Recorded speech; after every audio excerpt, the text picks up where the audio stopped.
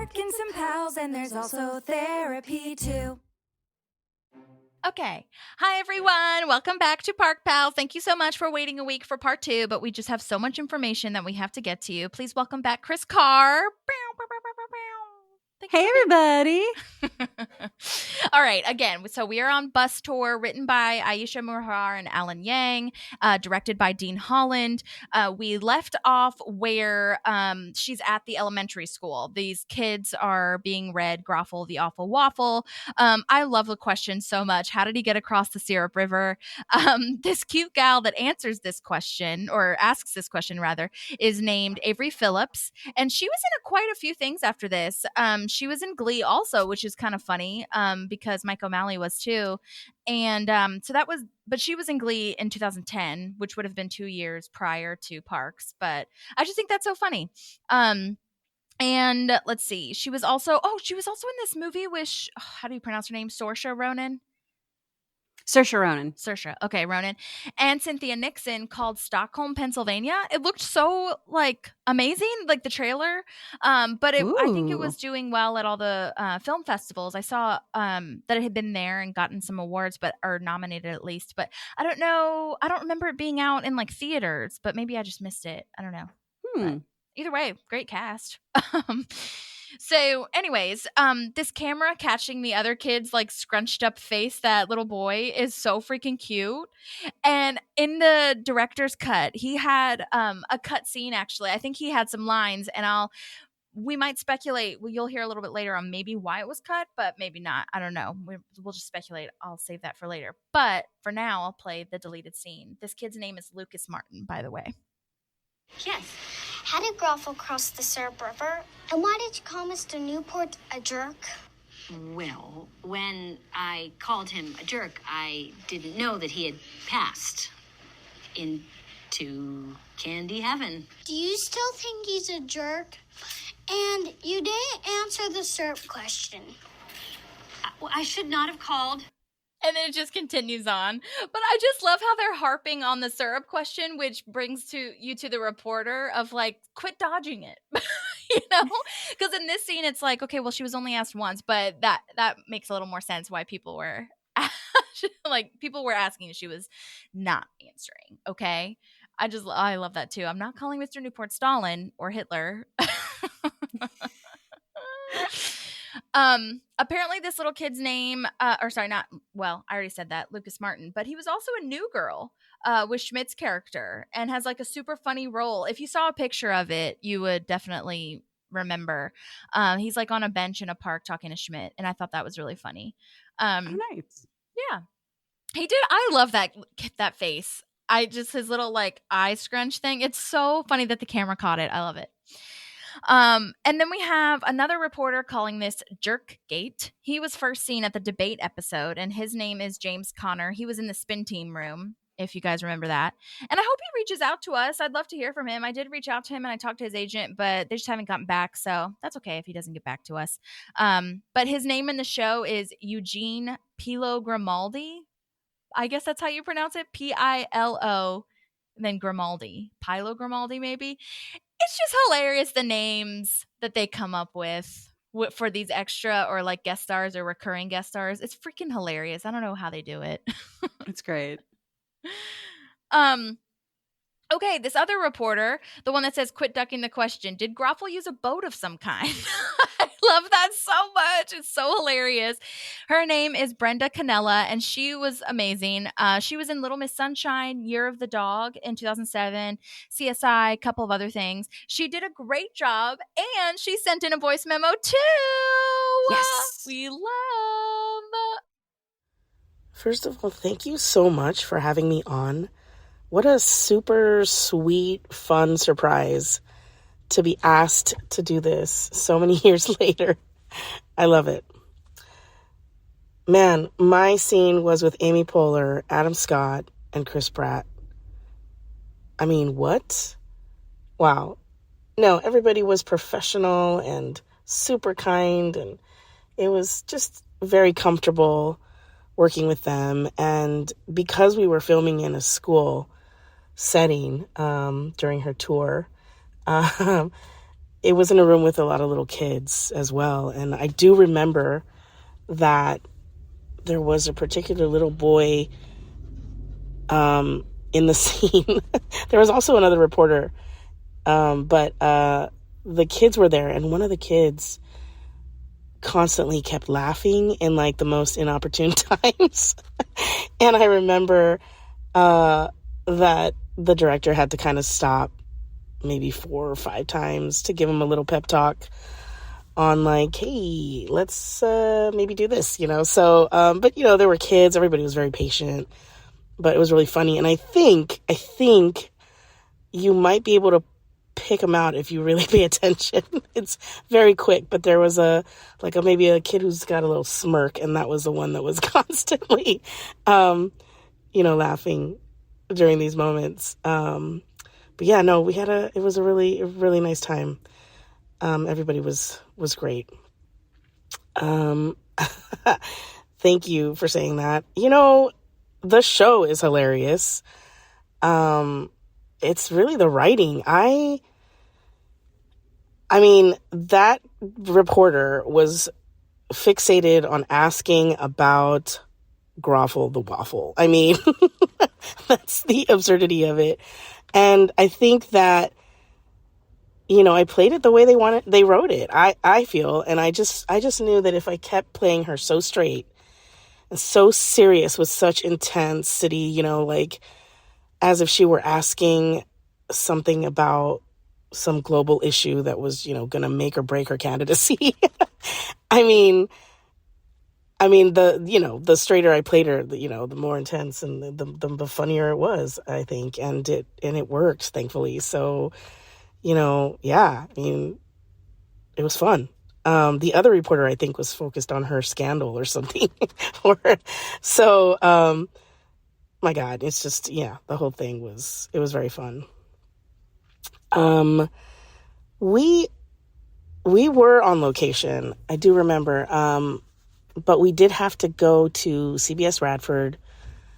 That's where we had to, do hair, makeup, and we had breakfast and the whole bit. And then we were bused to a nearby elementary school for the scene. I do remember, and I'm gonna shamefully admit that when I filmed this, I had yet to watch every single episode. Yeah, I know. I had only, caught bits and pieces, and I thought the world of the actors, but I wasn't up on the show yet, So when I went to have breakfast first thing in the morning,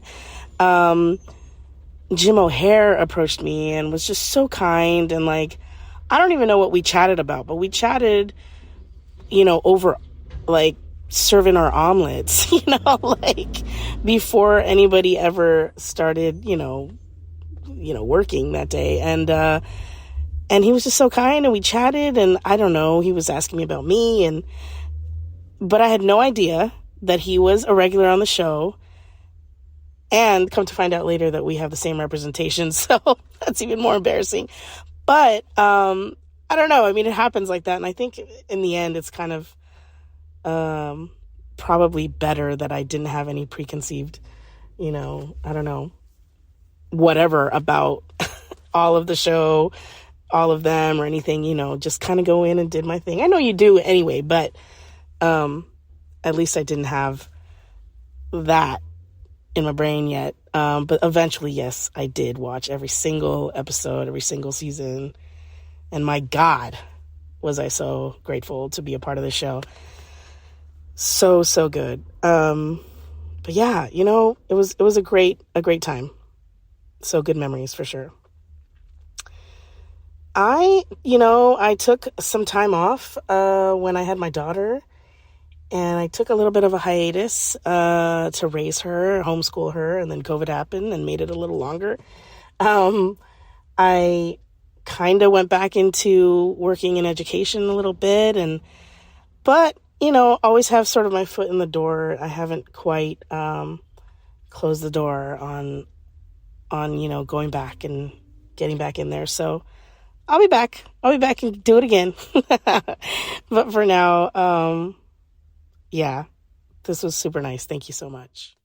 Yay, she was so nice and funny. So I want to talk to her and be sweet. her Yeah. friend.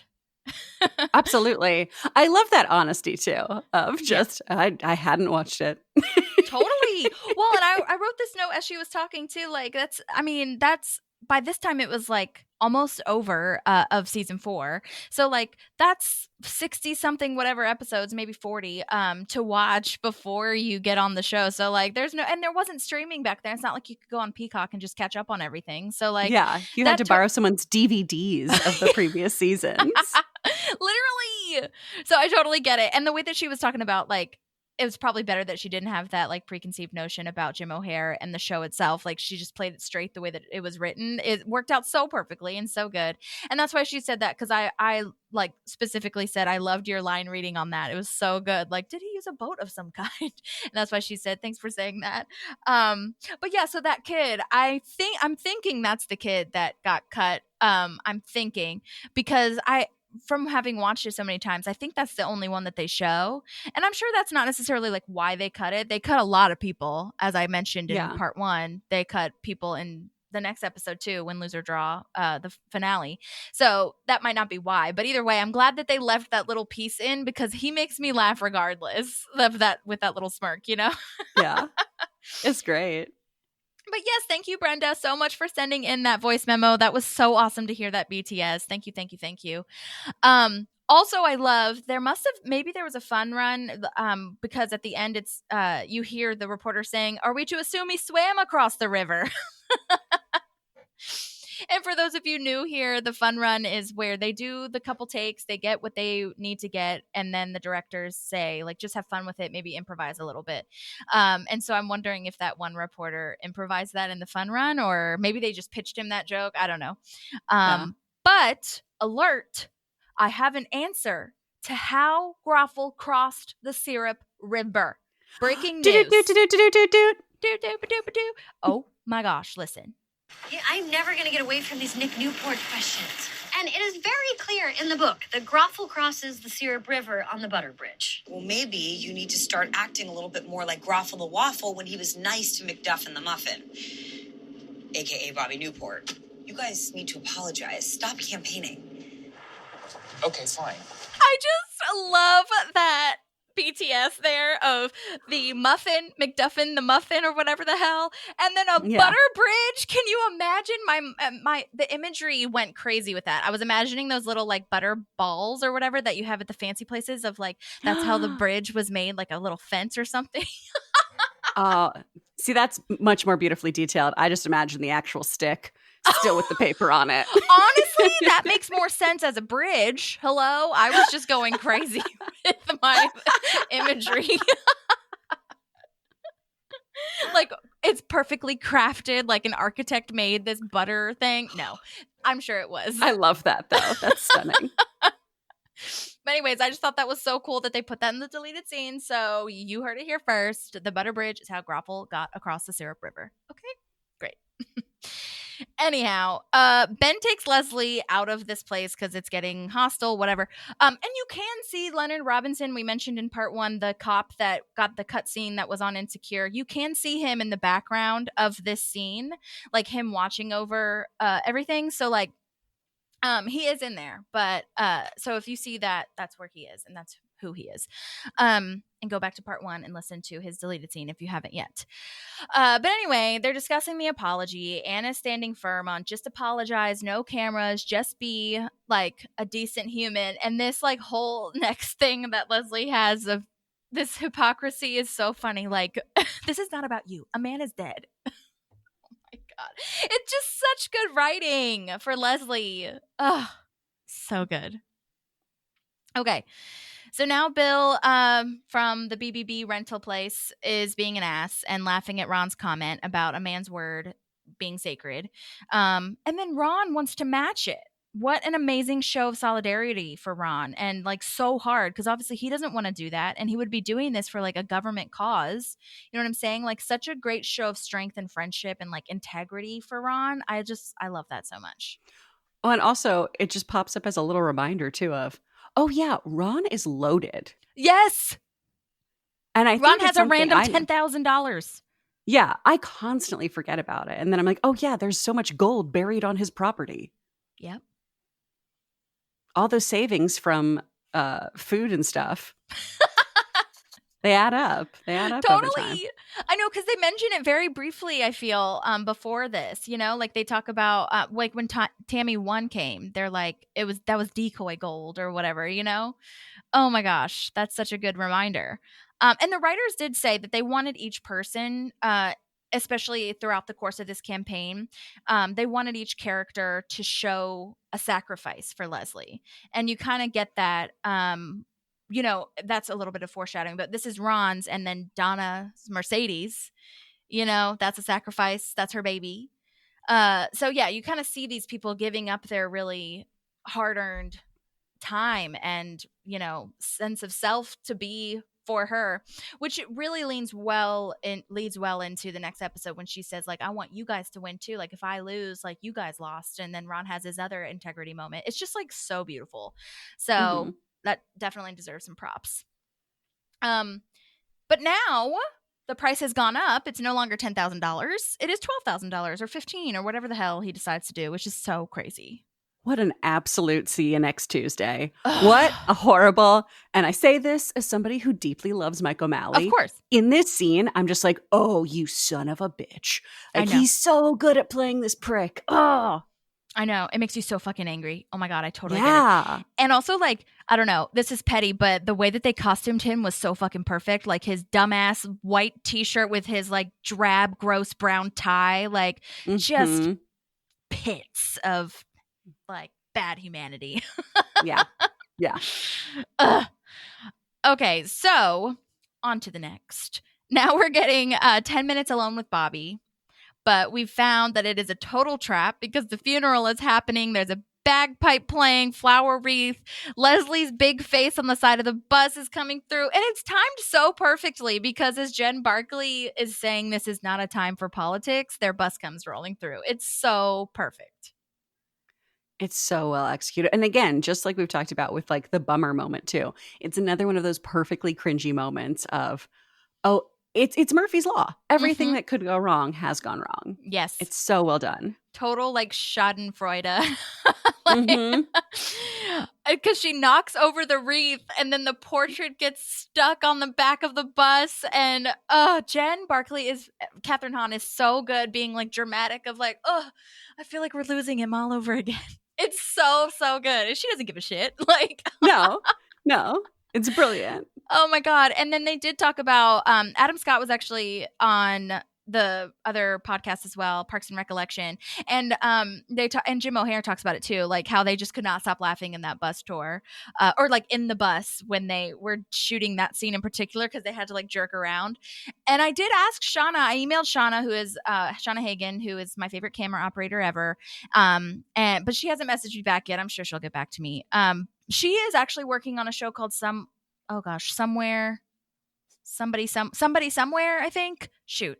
And it's on HBO and it just got nominated for something. And she is like, yeah, Somebody Somewhere. And the comedian Bridget Everett is in it. Yeah, it's so good. And she sings in it too. Amazing. It's great. Yes. Love her. I do too. She's phenomenal. Oh my God. But anyway, I asked Shauna about it because I wanted to get a firsthand experience of like, were you in there filming that? That would have been so cool. So hopefully she gets back to me, but I cannot imagine. Anyways, but then the ending though, that's what makes it even more brilliant when she comes out. Sorry, are we late? Amy Poehler was so good. Okay, I have a location breakdown. You know, that's one of my favorites. Oh. Yes. Okay. So this is the same mansion as the one that they used in Beverly Hillbillies in the 1962 sitcom, which is really interesting. Ooh. Okay. Yeah. It's on Bel Air Road. It's called Chartwell Mansion. Here are some facts. It was built in 1933, and it was the most expensive home for sale in the United States in 2018. And I have to read this from the Wikipedia page. It was just so freaking hilarious on the history. The house was designed by Summer Spalding in 1933 in the style of a French chateau. It was built for engineer and contractor Lynn Atkinson, who commissioned the property for his wife. She found it pretentious, so the couple never lived there. I added in the tone, but there were quotes around pretentious, and I thought that was freaking You hilarious. made those quotes sing, baby. That was such a good read. You made that word sound like what it means. Chef's kiss. Oh, so funny. I just love that. So the couple never lived there. Oh my God, hilarious. Yeah. But, okay, this is the real tea, okay? So in 2019, the mansion was sold to Lachlan Murdoch of the Murdoch family for $150 million, which was the highest sale price for any house in California history. For those of you who don't know, because I actually didn't really know all of their names until I started watching Succession and was told that it was based off the Murdoch family.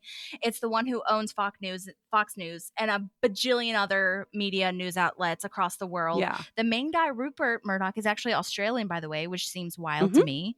And then he like gave up his Australian citizenship to become American, to like do all these other things. And I was like, what? And so I clicked on his name. His net worth is $21.7 billion as of March 2nd, 2022, which means, this is the kicker, he's the 31st richest person in the United States and the 71st richest person in the world, according to Forbes. So there are richer people than $21.7 billion. In fact, here there's 30 more. No, hate it, kill it, hate it. Oh my God. Don't kill it. Sorry. I didn't say that. But it just. Straight to jail. Straight to jail. Straight to jail. That's how I feel. What I meant. Straight to jail. So crazy. But yeah, this was, and he bought this, and just FYI, I think Lachlan is the son, I want to say, or nephew maybe. Either way, the Murdoch family did not come into it until 2019. So that was well before Parks had anything to do with it. So it's not tainted from this show, okay? I just want you guys to be aware of that. But oh my God, which, that led me to believe, like, ask, even before the Murdoch family was involved, like, how much did it cost Parks to rent this? Like, did they get a deal on this? Or like, hot damn, it was already an expensive ass mansion, Yeah. Well, location scouting out here it truly is nuts. It really is ridiculous. When we were filming some stuff, gosh, like 2 years ago. And when I say filming some stuff, like short films for my students kind of thing. Yeah. Maybe a 5-minute scene. People's quotes for things were outrageous. That's because we nuts. did need a school. And it was, okay, well, if we book something like on a weekend or anything like this, and it's a skeleton crew where, including cast, it's only 7 people on set, it was still people quoting us minimums of like $500 an hour and this kind of deposit. And we'd be like, well, we're not even going to be there for a full hour. So, Yeah. Wow. but it'd still be like, oh yeah, if you want to use one of our like classrooms, like one of our portables, it's going to be like a minimum of $1,200. Go. What? For like 30 minutes. Yeah. Yeah. So I can't even imagine what these people have to spend to get those kinds of things because of the insurance and all of that around it too. Oof. Yeah, totally. And I mean, when you go inside, it totally is worth it. Obviously, it totally looks like the Newport house and what Sweetums would be. And like all the candy jars that they have, like the glass clear candy jars are so beautifully done. And like the marble columns and all that stuff, big staircase. Mhm. But still, I was like, that is nuts. So if anyone's in Bel Air and wants to look up the Chartwell Mansion, that's what it is. And I'm sure you can't drive past it, but you might be able to see like the gate or whatever. You know what I'm saying?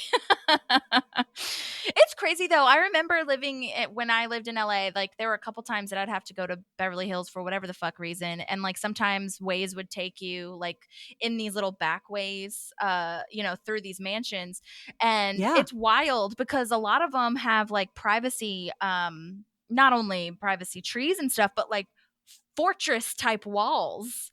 So that, you can't see anything. And like, I can't imagine how much money that costs to put up a whole fucking like castle wall basically to hide your house. It's nuts. Yeah. I cut through Beverly Hills to get to when I'm doing Harloff's show. Oh. I like cut through that because it's faster. And yeah, it's insane driving through those neighborhoods. Oh my God. It is so nuts. And then like you think about that and then you think about the Hollywood Hills as well. Like just nuts how they're putting that on top of not structurally sound things. No. That's why Sorry, side quest. When people are like, I don't understand like why people are freaking out about mudslides in LA. Well, because all of our fancy houses are built on a slip and slide. So that's why when it rains a tiny bit here, we're all going to die. Yeah. Yeah, dude. Those cliffs are no joke. This is a horrible thing. No, it's Canyons, terrifying. No. Yeah. Nothing is structurally sound. It's expensive and barely working. It ain't cute. No. Although it is beautiful on a good day. I mean, truly. If you're going to be stuck in traffic, it is nice to see like really beautiful homes like that and really beautiful landscapes. But at the same time, you go, that is a 2-inch rainfall away from collapsing. Absolutely. Oh my God, so true. Actually, yeah, another side quest really briefly is like if you guys are in Nashville or when you visit Nashville, I'll have to drive you around. There are very like similar, especially where I live. There are especially, I'm in obviously like the apartment from the 1970s that is rent controlled and not this like new age, glass building shit. But like there are so many houses here that are like going for $1 million or more that are just massive mansion things. And I mean, I found this out when I was doing Uber Eats. I was just driving and I was like, oh my God, I did not realize like they're very similar to LA where like they have, it's not necessarily fortress walls, but like, they have these like huge ass gates and like for Nashville, I find, and I'm sure that in LA too, but for Nashville, I find you'll see like a gate leading to a driveway that like disappears as you look up. You're like, where did that go? And it's like all the way up this huge hill thing that it must be set on, Dang. So, anyways, that must be nice. Okay, moving on. Also, though, not so much because it snows here, and that must suck because they have to either rent a snow plow or something, or they can't get down there. So, anyways. No. Okay, so Jen Barkley is being Jen Barkley and making sure that she's going to get paid. Like, it's just so funny. It is a little sus that it was a handshake agreement, like, just because Jen is very thorough, Yeah. So I would think that she'd want to sign something, but maybe it was just such a stupid amount of money that she was like, okay, yeah, just keep it coming. Ben is like turning this on Jen, saying, I can't believe you were going to turn this into a political sideshow. And Jen's like, I love this line so much. And because for the first time, we're kind of with her. We're like, you were going to do the same thing. And I'm just smarter and faster. That is not a judgment. That is just a fact. I love that so much. Her confidence is astounding. I love it. She's so the best. Good. It's so good. Oh my God. And just like the no personal, like this isn't personal. This is just a job. Oh my God, I love polka dots after I just screwed you over. Yeah. It's so good. Also, I have a quick question. Leslie said that she brought a fruit basket and it was very classy. No melons, no apples. Why is that more classy? Is it because apples are like cheap and like basic and everybody gets apples? Maybe. I mean, they brown quickly. And then melon is usually kind of just the discarded garbage fruit that no one ends up eating at most things. Okay. I don't know. I have a very Ron Swanson approach to it of like, I'll eat melon as long as meat's wrapped around it. Like, bacon wrapped melon. That would be fun. Yeah. If you give me some prosciutto and melon, hell yeah. Let's go. You give me some melon. Why do you hate me? Okay. Fair enough. I'll buy that. Anne is being such a good voice of reason here, as she always is. Like, she really does, like, she is a part of the team. And I also love that sassy thing of like, yeah, we would never do that. I can't even imagine it. And she's being like sarcastic. I love that. Okay, yeah. So April is now having that moment with Kris saying everything's gonna be okay. Like, just stop moving, because Kris did all these tasks that he did not need to do. And April says, I kind of am mad at April here, but it is just her character, whatever, where she says like, you dodged a bullet with Anne. And I'm just like, okay, cool it. All right. But I do also get that April's trying to like turn it around and be positive for Kris, which is also like, that's a whole other thing, because she hasn't, like, in this last couple of episodes, she has been trying to be more friendly, and she hugs Kris at the telethon thing or campaign call and gives him the movie tickets. Like, so I get that's part of her growth, but I'm like, you don't have to diss Anne to help Kris. You know what I'm saying? Yeah. Well, it gets to a point of, we get it. Your husband now, like, kissed her once while you guys were figuring things out. Oh, he used to date her. We get it. Be a grown up. Yeah. It's Be a grown up because he picked you. Right. And they don't even like, you forget that they even dated. You know what I mean? Like Anne and Andy even dated. So it's just like, stop it. So much so that they make jokes in the show of like, oh my God, I dated you. Literally. Oh my God. Yeah. It's just kind of overplayed, I feel. Yeah. But I guess that other side, like I was saying, is, you know, she's trying to be helpful. But no, I don't like that kind of help, like tearing someone else down so that the other person feels better. That is a thing and that is a tactic, but it ain't cute and that's not right. No. Whatever. So anyways, now we're moving on. Oh, I do love, before we do that, I love Kris's like, thank you. I'm not fine. It didn't work. That is funny. I do that all the time. I'm just like, okay, thank you. Nope. False. No. Okay, now we're moving on to one of the cutest, best parts with Paul Rudd of bowling. It's so brilliant, the writing here. I can't stand it. Oh my God, he's playing the Wii bowling. And this is what I love about Parks and the Office and shows like Modern Family and stuff, where like they start on the image of him in the, you know, the video game, and you don't know until they zoom out that he's next to a bowling alley. That reveal is so good. It's funny. Oh my God. It's precious. I love that. Just like I like this more. The little guy looks like me. He's such a child too. He's such a little baby toddler where he's like, want to play bowling? Paul Rudd is so good at being like a little kid here. And he's like a sad little kid. Oh my God. It's great. And then doing the same wave as the guy. Oh my God, so good. But I do like that they gave him this moment. You know, Bobby has a vulnerable time and says he only did this campaign to impress his dad, and his dad probably didn't even care. And then Leslie tells this beautiful story. I love it. It's so heartfelt. You know, she did the race. She did track in high school, and she was trying to relate to Bobby about maybe failing in front of your parents, even though you want to impress them, but they're proud of you anyway. And I just love that Bobby, like we've talked about this similarity before, Bobby has a very Andy moment where he's like, oh, I don't get it, but I'm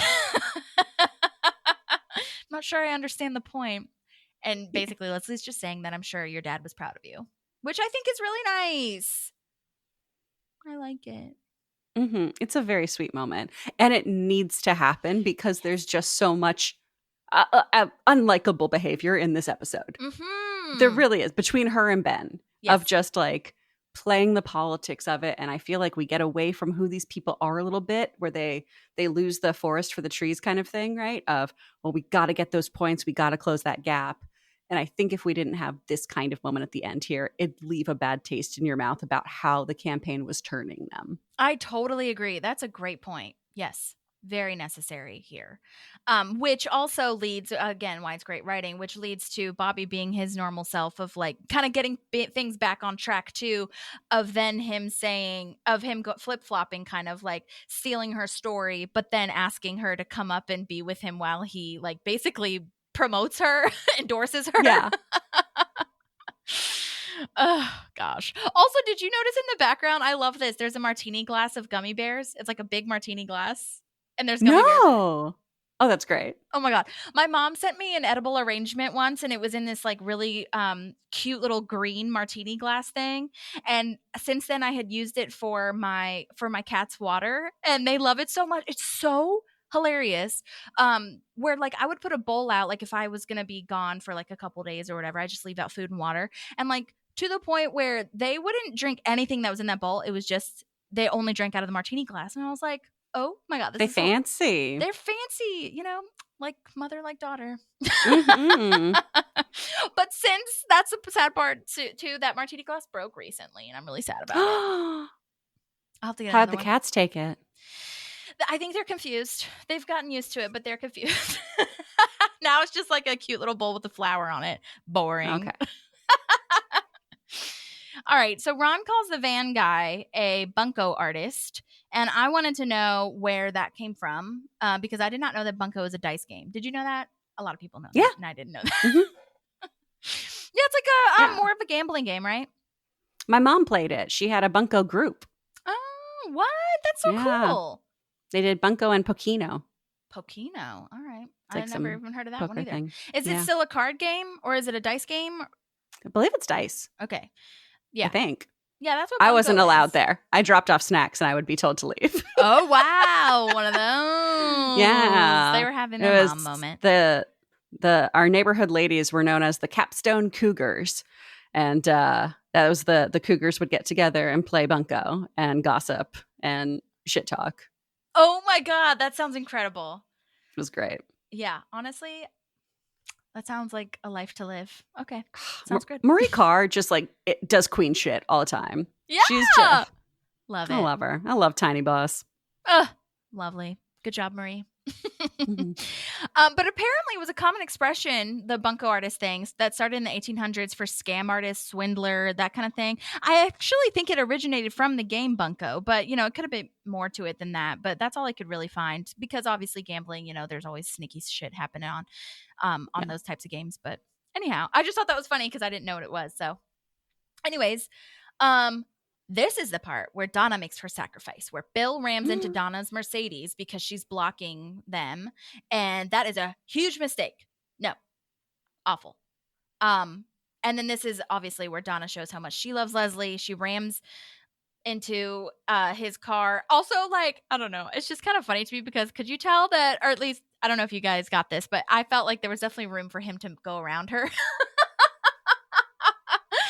I was like, this is the ramp thing all over again because in that episode, it's literally 2 seconds of them bringing out this massive ramp that should have taken maybe 30 minutes to set up, and it was just a quick cut. It's I get it. It's the show, but there was definitely room. Plus, we had to show that Donna was sacrificing, so I get it. Exactly. But yeah. And then Ron's line, oh my God, that is so hilarious. When the Bunko guy, what's his name? Bill, I think, in the show, Mike O'Malley, says, what about you, Mr. A Man's Word is Sacred? Well, it is, but you're an asshole. So good. It's great. Also, nowadays, I feel like there would be cameras and stuff, so they could probably, prove that that's what happened. But I am always on the side of the show where I'm trying to find excuses for them. And I think the excuse for this would be that dude is cheap. So he probably doesn't want to pay for security cameras. And number two, sketchy. And sketchy. So he probably wouldn't have that. Yeah. But also number two, this was in 2012. So it's not nearly as much. Ring wasn't really as big then, or I don't even know if it was around. There were security cameras, but it wasn't as prominent. So that's my excuse for them. Okay. And then, so Burt Macklin now has a great stroke of genius. Andy knows who to look for, which I think is a really lovely moment for us to see Andy solve a crime or solve a problem at all. It's so nice when he gets moments of being competent. Yes. When he stumbles into competency, it's pretty great. Yes. Yeah, I think this is kind of the first time, at least for me analyzing the show, the first big time that it was okay, yeah, he solved a problem, and then that's going to lead into him being smart for April, when April has to be Leslie at the meetings and stuff, and he says he kind of tricks her into being herself kind of thing. That is really lovely to see that arc. So I think this is the start for me. And so Andy says, to Jerry, go find everyone that Ben's fired because it was meant for Ben. The pie was meant for Ben. And he writes on the screen with permanent marker. Oh, God. It's so brilliant to have that brilliant stroke of genius and then not. And then that, yeah. Not so much. Aisha, the writer of this episode, said someone did that in the writer's room, actually. Used a permanent marker, I think, on the whiteboard, maybe. I don't think it was on a TV, but which is super easy to do if you're just moving fast. But I think that's what happened, and that's how it made it into the episode, which is a fun moment. Okay. Oh, yeah, and this is also his line of, Macklin, you son of a bitch. I love it so much. Okay. This is where Bobby is giving a speech to the reporters and steals Leslie's story about track, but changes the ending. Because at first, we were talking about, we hate him, and we're like, oh, my God, Bobby. But then he does his Bobby thing and invites her up. Which is crazy. Also, in this next scene, did you notice, is Kris eating candy? He's at the table when Jen comes up to him. Yeah. he's really depressed if that's the case. Right? He's eating artificial sugar? No. Yeah. I was like, what? You won't even eat meat or like beef, I should say. Yeah. And you're going to eat this? Wow. The microchip has been compromised. Crazy. I just thought that was such a moment that stopped me in my track. I was like, wait a second, what? Because at first I was like, maybe he's just chewing something else. And then I rewinded it to like look at the table and there's candy in front of him. So anyways, crazy. Jen says that her and Kris should have sex because there's 30.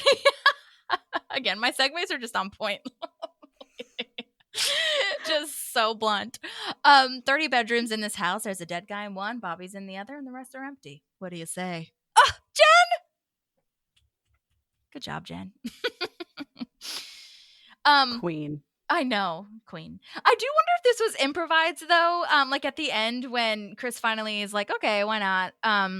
And he like, she lifts up his shirt and is like, haven't got all day, honey. Like, I wonder if that was improvised. That would have been a Catherine Hahn wonderful moment, I feel. Yeah. Okay. So we are at the tag now. And like I said before, there was a alternate tag, but we'll talk about the aired one first. Let's see. They're outside the mansion after the funeral. There's this quick shot of Sewage Joe, who is played by Kirk Fox, by the way, who was on, what's it called? Jury Duty. Mm-hmm. And he was like really freaking hilarious. But I just love Pratt's performance here. Like in his face, you sent a picture of your penis. Oh my gosh. Oh, there was a part I was going to mention too. So they did cut out like a little portion of the beginning of this scene. They originally shot it so that you could see Joe from Sewage before you see Ben and Leslie like at the top of the mansion or whatever. And you can see him holding the pie. And I'm sure that's why they cut it at first. But I wonder if they were like wondering, should we like give it's quick. So like I'm sure the audience wouldn't catch it immediately. But I'm wondering if they just cut that obviously for time. But if like their original thought was, let's just give them a little like, Easter egg moment for them to foreshadow. But I thought that was interesting. Yeah. And then they say they aren't going to campaign anymore. Oh, yeah. That was in the deleted scene too. Because Leslie is saying, so do you think we should keep campaigning after this? We think we're good. And Ben is like, let's just quit while we're ahead. And I thought that was really important for them to share, like to air, but they didn't air it. So I'm just telling you now, I think that is really important too. Agreed. Because now everything's good. Yeah. Especially when Anna's like, maybe we're not dead. Like we're good. And I think like to your point, if they had like kept campaigning, it just would have been a little bit sleazy. Yeah. But anyway. And those aren't the characters we're following. Right, exactly. Okay, so let's see, where am I at? Oh yeah, so this is when Andy is actually coming up to Kirk Fox. I love this. I would love nothing more than to take you down. And I just love Pratt's performance here of like, oh, Ben, sorry. Did you know Kirk's stuff on Jury Duty got minimized a little bit because of being recognized? Really? Yeah. Which like makes sense though if you're doing Jury Duty in LA. Yeah, it's very likely you're going to have an actor on there. But he did recognize him as a Parks and Rec actor basically. And so then it was like, we're going to distance them a little bit. They're not going to interact as much. So like some of the improvised things feel like it's just from like regular ordinary people, right? As opposed to from an actor. This makes total sense because remember when I texted you, and I know it's really embarrassing to say this, but like I totally thought Jury Duty was like a scripted thing, even though there was like things at the disclaimers at the beginning. I knew a lot of those actors, and I just didn't know it was a prank show essentially, because that's the way they shot a lot of The Office, and it was The Office people, and I was like, I don't know. I just did not see it. And I felt so like embarrassed that I thought that way. But then I heard on a podcast that there was like other people that thought that too. And Kirk Fox, that's why I'm saying this, is Kirk Fox is one of the main actors that I recognize that I was like, this is a show because he's in Parks and Rec. Like it's The Office people. It's the Sherverse. Like he's a comedian. Like this is a show. And I was like, oh my God. And then I knew that TikTok gal, and there was there was a couple people from TikTok that I had seen, and like random like social media people.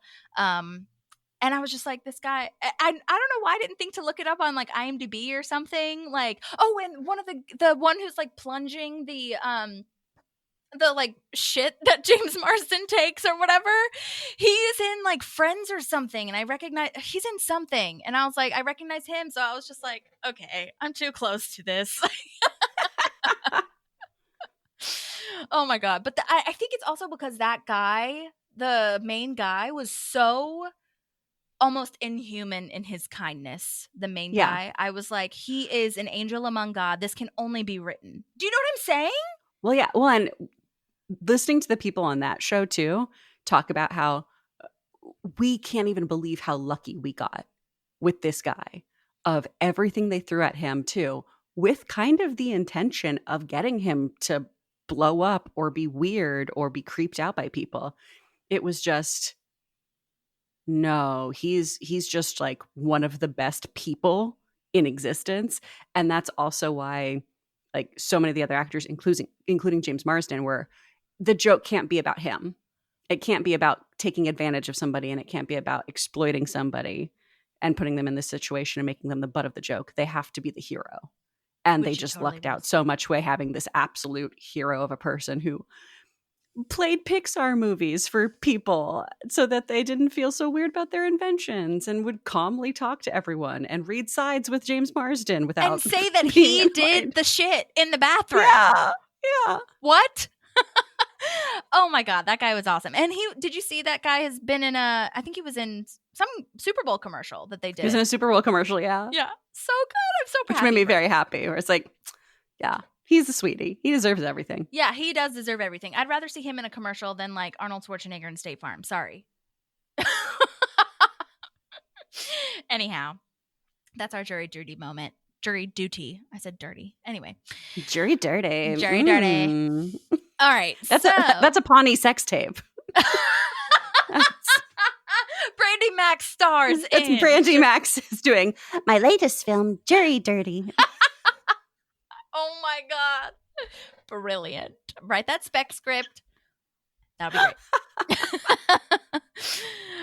Okay. So yeah, and I was wondering back to this, how many takes that took too for like this pie in the face, which I think is actually so funny because he is holding the pie in his hand, and like even as an audience member that with that part cut out that I was talking about, like Andy could still see that Joe was holding the pie. He could have so easily taken the pie out of his hand, and they were standing so close to Ben. He could have like gotten them somehow. That's what makes it so funny. But he was so close to Ben, which I'm sure was also for filming purposes to make sure they got it in his face.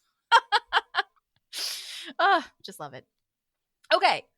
So this is the whole other thing, the whole other tag, and it's so beautiful. First, there's a tow truck driver in this deleted scene, and his name is John Danon, I think is how you pronounce his name, and I'm sorry if I'm mispronouncing that. But he was also on Hacks, Shameless, which is another, like, you know, full circle moment, connection. And This Is Us, a bunch of others. But this is where Donna's Mercedes sacrifice thing really comes into play here. Okay, I'll play it. Ma'am, you have to get out of the car before I can tow it. Just give me a minute. It's gonna be okay, Michael. Michael?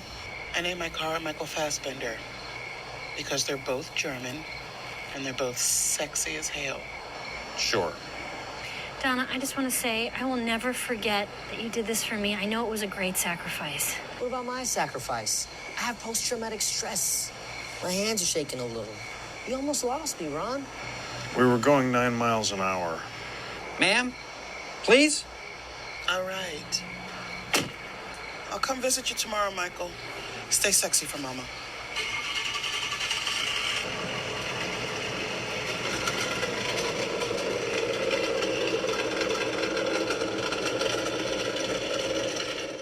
That last bit is like a piece of the vehicle is dragging on the ground. So that's what that sound is.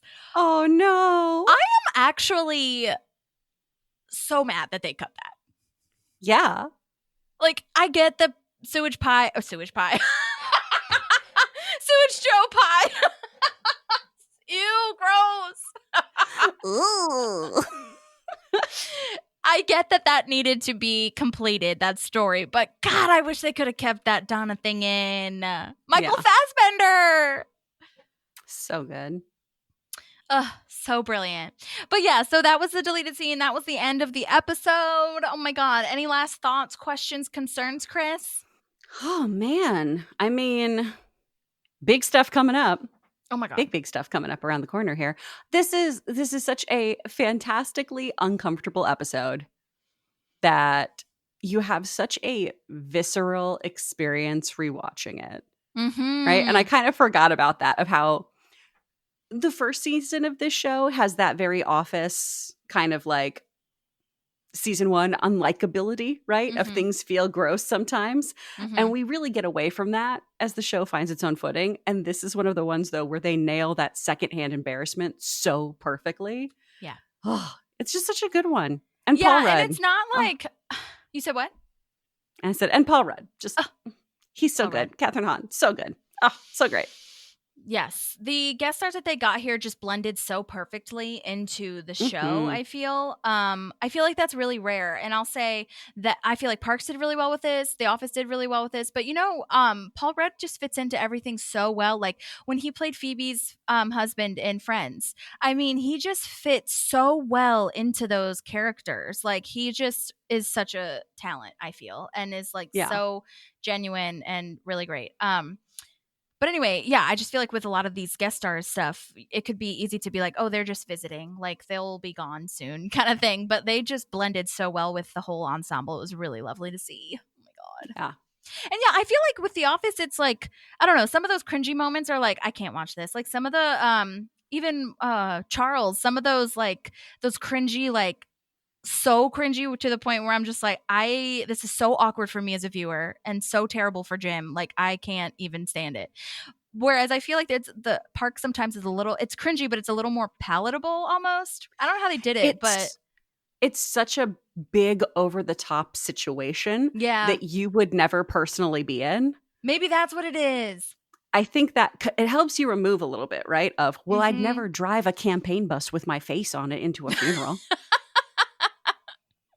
But that's true. A lot of people have the moment of coming into a funeral service late. Yeah, totally. And you have that horrible moment where everyone looks at you and you're like, sorry. I'm sorry. I'm just going to, okay, I'm going to cross over you. I'm just going to scooch into the pew. Okay, thank you. Sorry. Like we can relate to that kind of energy. Yes. But because we have this over the top situation with ridiculous denizens of Pawnee, it feels less personal, but it feels horrible at the same time. We can laugh through it though, as opposed to just like crawling into ourselves. Yes, totally. That's true. That's really true. Plus, like, what's his ass? Charles is so good. Like, he's just so good, and he would be Idris Elba. Idris Elba is just like the most best actor ever, and like totally played that ass like boss so well. Oh my God, so good. Anyway, did you watch Hijack? His Apple TV show? Holly, watch it. It's so good. Idris is in it? Yes. Okay. And it unfolds in real time. It's the length of this flight. Okay. All right. It's really good. Okay. Yeah. I've got so much to watch. It's insane. Okay. Well, I appreciate it. Thank you so much. Is there anything that you would like to plug at this point in time? Oh my gosh, so many things. If you are interested in voiceover, come check out Speak Friends Studio. My husband and I do voiceover classes over there. Why should you take voiceover classes from us? Well, that's what we do. In fact, you can hear me in the game Marvel Move right now as Madame Mask. I'm one of the Marvel baddies in it, so it's really cool. If you enjoy podcasts, and obviously you do because you're listening to Holly's, we talk about a ton of other fandoms on mine called Two Filthy Casuals. It's me and Amy Newman, and we have a super fan like Holly come on and talk about a thing they absolutely love, and you get to ask your questions so you can dip your toe in sans judgment because fandom gatekeeping, that sucks, and we're not about it. So come on over. Yes, great. And then you're also in the big thing too, right? Yeah. Every now and again. I'm basically, Harloff is real sweet and calls me the utility player, where basically I pop onto shows if somebody has a scheduling conflict or is sick or something like that. Yeah. And we've hopefully got a few other things in the work. We've got some ideas that are talking to each other right now, is how I keep phrasing it. Our ideas are going out and getting coffee, but it's nothing serious. So, but Nice. yeah. Which Check is me a out on podcast for Harloff. those of you that were not familiar, because I didn't know what the big thing was before you were on it. So, and it's a great podcast. So I'll definitely link all of those things in the show notes for everybody to follow. You. Yeah. It's hosted by Christian Harloff. You can either watch it on YouTube or you can get it wherever you get your podcasts. Okay. Awesome. Thank you so much. And don't forget to rate and review Park Pals Podcast. There's also merch up right now if you want a shirt. It's very exciting, and a mug and all those things. So cute. But let us know if you have any other questions or anything that you wanted us to research that we did not get to research, and I will be happy to do that. And hopefully I hear from some other of the guest stars. But I have already started researching Win, Lose, or Draw, the finale, and there are some great guest stars that I got voice memos from. So you guys come back next week, and we'll see you then. Thanks so much, and talk soon. And thank you, Kris. I appreciate it. I appreciate you. Bye. Bye. There's a park and some pals, and there's also therapy too.